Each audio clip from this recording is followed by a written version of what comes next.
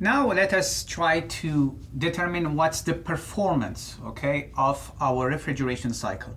Here you have the schematic diagram of our vapor compression cycle, and underneath you have your TS diagram. So how do we evaluate the performance of a refrigeration cycle? So performance of a refrigeration cycle.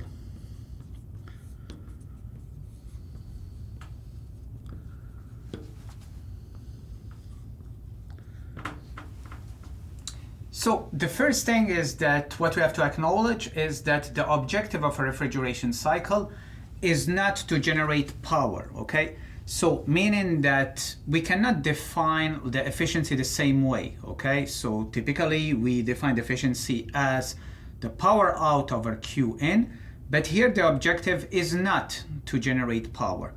What is the objective? The objective is to cool down, to extract more Q dot L, okay? And what we are paying for this to be done is our work in. So basically the performance is our Q dot L or QL over the work of the compressor.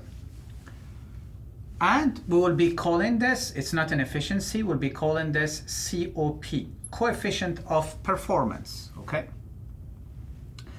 So, and the first law of thermodynamics is simply telling us that we can write it as QL over the work of the compressor is equal to what? Is equal to QH, what you are rejecting, minus QL, okay?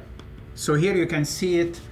If I sketch again this cycle or a corresponding, let's say, if I want a Carnot cycle, this is TL, this is TH. Here we have work in. We are extracting QL, which is our objective here. This is what we want to maximize. And we are rejecting here QH, okay? And you see that the first law is telling you that the input, the sum of the inputs have to be equal to the outputs.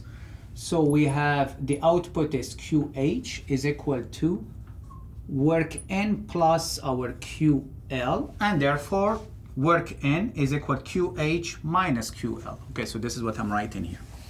So then I can write it as 1 over QH over QL minus 1.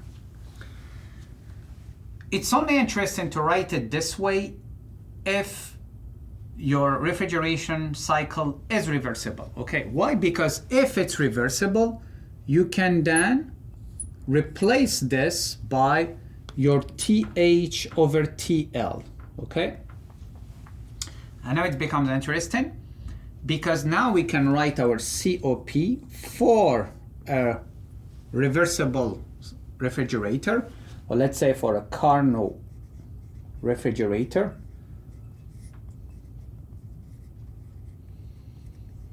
We can write it as 1 over TH over TL minus 1, okay?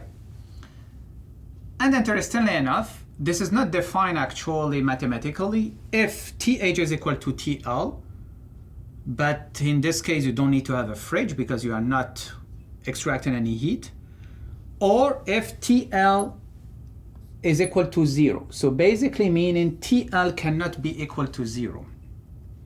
And this sets a new limitation telling us that we cannot reach 0 Kelvin, because TL is in Kelvin, with the refrigeration cycle. So there is no way to reach a 0 Kelvin with the refrigeration cycle. Why? Because if you try to do this, you will have to provide an infinite amount of work.